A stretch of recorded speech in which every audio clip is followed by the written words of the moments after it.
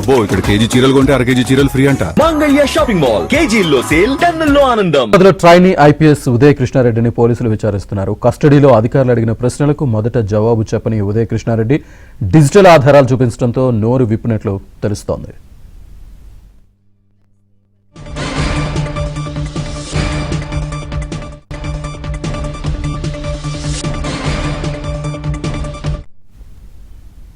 మరింత సమాచారాన్ని మా ప్రతినిధి మణికంఠ అందిస్తారు.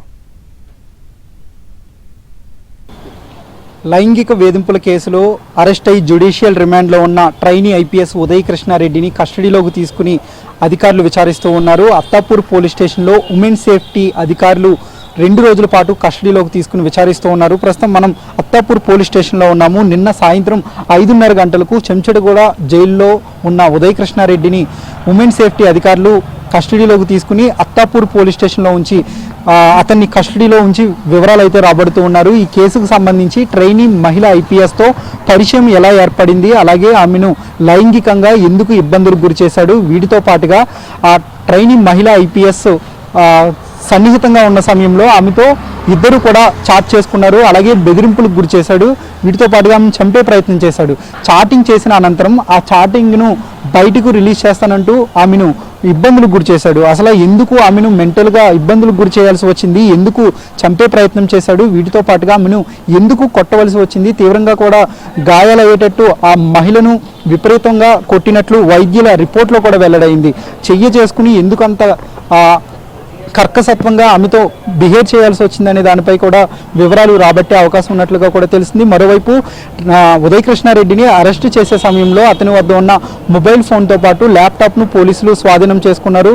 అందులో ఉన్న డేటాను తెలుసుకోవడం కోసం దర్యాప్తు అధికారులు ఎఫ్ఎస్ఎల్ ల్యాబ్కి అయితే పంపించారు. ఆ సమయంలో అక్కడ ఎఫ్ఎస్ఎల్ అధికారులు కూడా అందులో ఉన్న డేటాను అంతా కూడా రీట్రీవ్ చేసి తిరిగి దర్యాప్తు అధికారులు ఇచ్చినట్లుగా తెలుస్తుంది. సో ఆ డిజిటల్ ఆధారాలను ముందు ఉంచి ఉదయ కృష్ణారెడ్డి నుంచి సమాధానాలు రాబడుతున్నట్లుగా మనకు తెలుస్తూ ఉంది. వీటితో పాటుగా 2023లో ఇన్స్టాలో ఉదయ కృష్ణారెడ్డికి ఒక మహిళ పరిచయమైంది. ఆమెకు గతంలోనే 2014లోనే ఒక వ్యక్తితో ప్రేమ వివాహం అయింది. ఆ తర్వాత ఆమెకు ఒక కుమారుడు కూడా ఉన్నాడు. 2023లో ఆమె భర్త నుంచి విడిపోయింది. ఆ సమయంలోనే సహజీవనం చేయాలంటూ ఆమెను కొంత ఇబ్బందులకు గురి చేశాడు. ఆమెతో కూడా దురుసుగా ప్రవర్తించి ఆమెను వేధింపులకు గురి చేశాడు.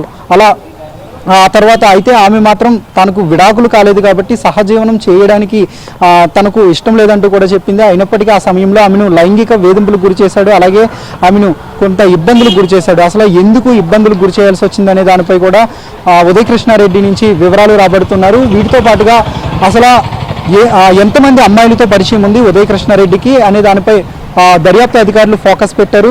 సో అందుకు అనుగుణంగానే వివరాలు కూడా రాబడుతూ ఉన్నారు. అలాగే తన కెరీర్ ఎప్పుడు స్టార్ట్ అయింది, వీటితో పాటుగా ఎప్పుడు ట్రైనీ ఐపీఎస్గా ఎన్నికయ్యాడు, అలాగే ఎన్నికైన సమయంలో అకాడమీలో ఇతర వ్యక్తులతో కావచ్చు, లేదంటే కొంతమంది మహిళలతో కావచ్చు ఇబ్బందులకు గురి చేస్తున్నాడంటూ అనేక సార్లు ఫిర్యాదులు అందాయి. వాటికి సంబంధించి దాదాపుగా 20 మందికి పైగా సాక్షుల నుంచి వివరాలు రాబట్టారు. సో ఆ సాక్షులు ఇచ్చిన స్టేట్మెంట్ల ఆధారంగా వాటిని ఎదురుగా ఉంచి వాటిపై వివరణ అడుగుతున్నట్లుగా తెలుస్తూ ఉంది. ముఖ్యంగా ఉదయ కృష్ణారెడ్డికి ఎంతమంది అమ్మాయిలతో పరిచయం ఉంది, అలాగే వాళ్ళని ఏ విధంగా లైంగిక ఇబ్బందులకు గురి చేశాడు, ఆ లైంగిక ఇబ్బందులకు గురి చేసిన అనంతరం వాళ్ళని ఎందుకు బెదిరింపులకు గురి చేశాడు అనే దానిపై కూడా పూర్తి స్థాయిలో వివరాలు అయితే రాబడుతూ ఉన్నారు.